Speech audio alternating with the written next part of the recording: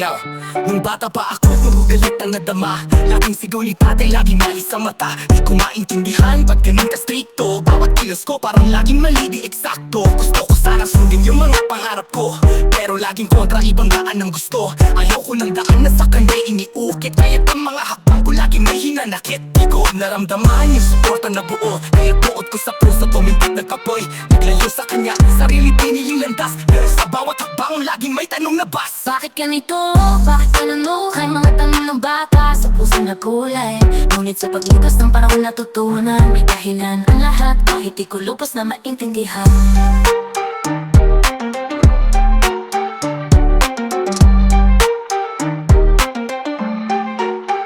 Ngayon matanda na, nagbabalik ang alaala. Mga hirap ni tatay di ko noon makita. Palagi bakit palagi abala sa paghanap ng kita. Binigay lahat pero di sapat sa mga pangarap ko. Sana tingin ko noon limitado ang kanyang pananaw, kaya inakalang di ako mahalaga, kawawa. Pero sa bawat galit ko, sa bawat sumbat, hindi ko nakita may sariling laban din siya sa bawat akyat. Nais niyang bigyan ng mas magandang kinabukasan, kaya't ang disiplina naging hadlang sa aking pagunlad. Ngunit ngayon alam ko na hindi niya intensyon na masaktan. Ginawa lang niya ang kaya sa paraang alam niya lang.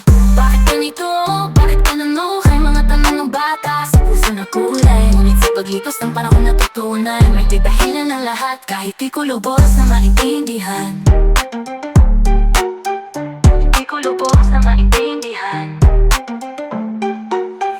Hindi perfecto si tatay, tulad ko rin. May mga kakulangan, may hangganan ng kaya namin. Bilang anak, di ko nakita noon ang kanyang sakripisyo. Ngayon ko lang naintindihan, may dahilan ang bawat yugto. Yun ako na'y may sariling anak na pinalaki. Nais ko sanang babuhin ang pagkakamali na pansin. Hindi ko napapalikan ang galit na kahapon. Sa susunod na henerasyon, gagawin ko ang mas maayos na hamon.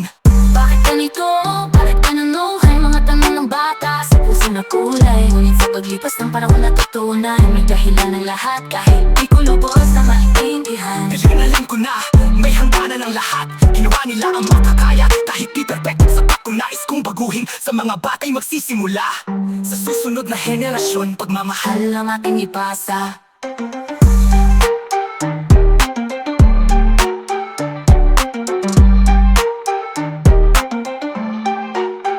Hindi perfecto si tatay, tulad ko rin.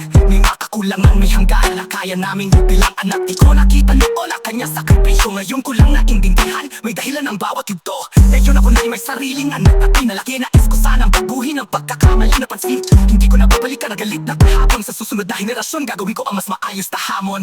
Bakit ganito? Bakit ganun? Kay mga tanong ng bata sa puso na kulay. Ngunit sa paglipas ng panahon natutunan, may dahilan ng lahat, kahit di ko lubos na maintindihan. Alam ko na, may hangganan ng lahat. Ginawa nila ang makakaya, kahit di perfecto at sapat. Kung nais kong baguhin, sa mga batay magsisimula. Sa susunod na henerasyon, pagmamahal ang ating ipasa.